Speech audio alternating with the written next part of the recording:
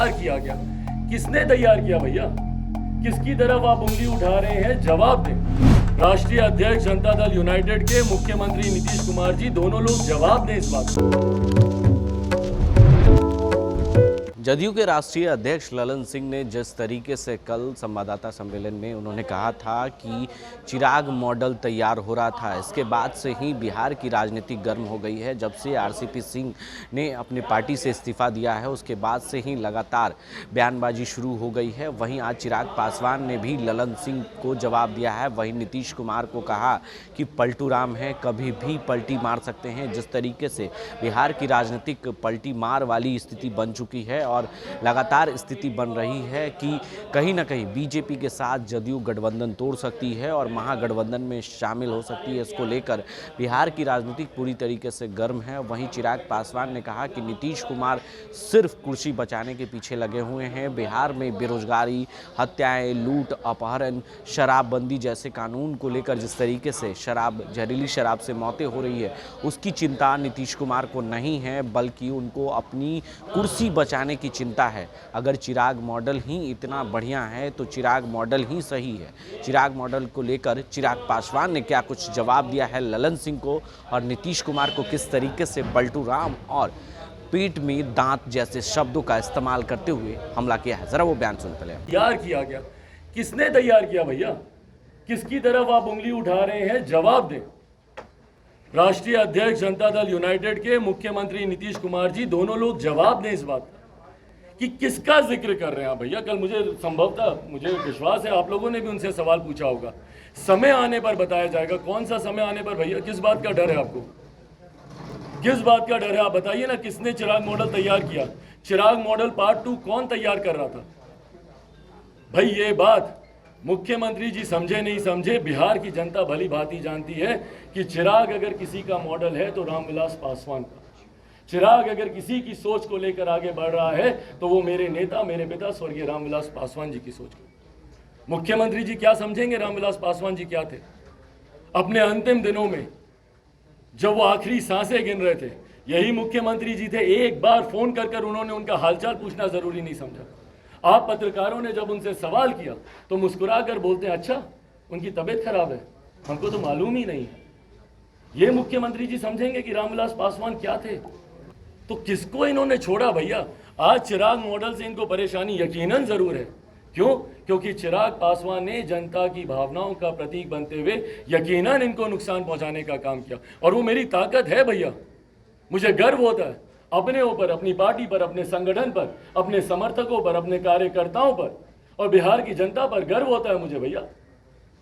पर मुख्यमंत्री जी ने क्या किया? आज जिसके साथ पुनः ये पलटी मारने की सोच संभवतः ये रखने का प्रयास कर रहे हैं, उसी का डर दिखा कर बीजेपी को ये डराते रहे ना। भारतीय जनता पार्टी को किस बात का ये लोग डर दिखाते थे? राजद के साथ मिलकर सरकार बना लेंगे, राजद के साथ मिलकर सरकार बना लेंगे। 2020 में जनता को किस बात का डर दिखाते थे? अरे जंगल राज वापस आ जाएगा, जंगल राज वापस आ जाएगा। दूसरे तीसरे चरण के बाद किस तरीके से इन्होंने पूरी अपनी रणनीति बदली थी। क्यों? क्योंकि तब तक इनको एहसास हो गया था कि भैया चिराग पासवान लोक जनशक्ति पार्टी इनको कितना नुकसान पहुंचा रही है। और आज जब अपनी ही पार्टी के नेता पर जब ये आरोप लगा रहे हैं करप्शन का, तो मुख्यमंत्री जी भूल जाते हैं कि 2013 से 2022 तक की जब आप बात करते हैं तो इन 9 सालों में किनकी पार्टी के नेता थे वो? और ये वही समय है जब ये इनकी पार्टी के राष्ट्रीय अध्यक्ष भी रहे। गजब है भैया, अपनी ही पार्टी के पूर्व राष्ट्रीय अध्यक्ष के ऊपर भ्रष्टाचार के आरोप लगाना। बहरहाल ताज्जुब नहीं होता है, क्योंकि नेता के इतिहास को देखेंगे तो उनका भविष्य भी लोग आसानी से जान जाएंगे। जॉर्ज साहब, शरद यादव जी, सबके साथ इन्होंने इसी तरीके से किया। उनका अपमान कर उनको पार्टी से अलग करना, उनको बाहर करना, यही काम इन्होंने आरसीपी जी के साथ भी किया। भाजपा को कमजोर करने के लिए भाजपा की हर नीति का इन्होंने विरोध किया। और ये बोलते हैं कि भैया हम लोगों ने हमेशा एक ऑनेस्ट अलाई की भूमिका निभाई। ऑनेस्ट अलाई की भूमिका ये होती है कि भैया आप एक तरफा डिसीजन लेते रहें। ऑनेस्ट अलाई की भूमिका ये होती है कि भैया सरकार आपकी होगी, तीसरे नंबर की पार्टी आप होंगे, तब भी मुख्यमंत्री आप होंगे और आप ही के सरकारी एजेंडे पे सरकार काम करेगी।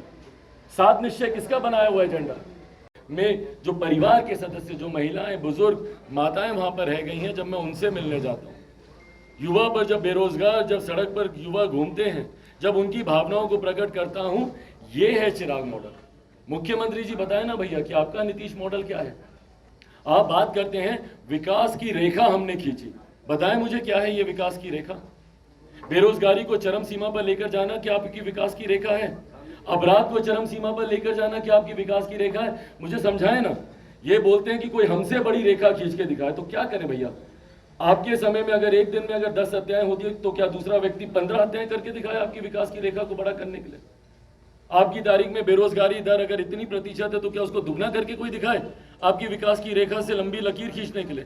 क्या है आपकी विकास की रेखा, बताए ना। कल इनके जो नेता लोग वहां पर बैठे बोल रहे थे कि हमारे मुख्यमंत्री की विकास की रेखा से डूबता जहाज नहीं है, दौड़ता जहाज है। पहले तो नीति निर्धारकों की सोच देख लीजिए भैया। पानी पे चलने वाला जहाज दौड़ेगा कैसे, ये कल्पना के परे है। और ये नीति निर्धारक है, ये वो लोग हैं जो बिहार की सरकार में बैठे नीतियों का चयन करते हैं। और इनकी भाषा देख लीजिए, बोलते हैं दौड़ने वाला जहाज है भैया। मुख्यमंत्री जी बताए ना, आज अगर इनको चिराग मॉडल से अगर इनको ऐतराज है तो कल जो प्रेस कॉन्फ्रेंस में जो लोग बैठे हुए थे वो किस मॉडल का प्रतीक है? क्या उपेंद्र कुशवाहा जी चिराग मॉडल नहीं थे 2020 के चुनाव में? कल प्रेस कॉन्फ्रेंस में बैठे हुए थे ना, क्या वो चिराग मॉडल का प्रतीक नहीं थे? वो बात अलग है कि जनता ने उनका साथ नहीं दिया, उनकी वजह से चुनाव में कोई फर्क नहीं पड़ा, वो अलग बात है। तो आपने सुना कि किस तरीके से नीतीश कुमार को चिराग पासवान ने जवाब दिया है। कहा कि कभी भी कुर्सी कुमार जो है वो कुर्सी के लिए कभी भी पलटी मार सकते हैं, क्योंकि बिहार की जो स्थिति बनी हुई है, राजनीतिक स्थिति, उससे साफ यही जाहिर हो रहा है कि कभी भी ऐसी सिचुएशन हो सकती है कि जो जदयू है वो बीजेपी के साथ गठबंधन तोड़ने जैसी स्थिति बिहार में उत्पन्न हो चुकी है। आगे की अपडेट्स के लिए आप बने रहें देश न्यूज़ के साथ और देखते रहें देश न्यूज़। आशीर्वाद इजीकॉन ग्रुप, भरोसे का दूसरा नाम। हम सिर्फ घर नहीं, खुशियां भी बनाते हैं। आशीर्वाद रोज वैली, जिसमें है premium flats with all modern amenities. Patna में लेना चाहते हैं अपने सपनों का आशियाना, तो कीजिए हमारे इन नंबरों पर संपर्क।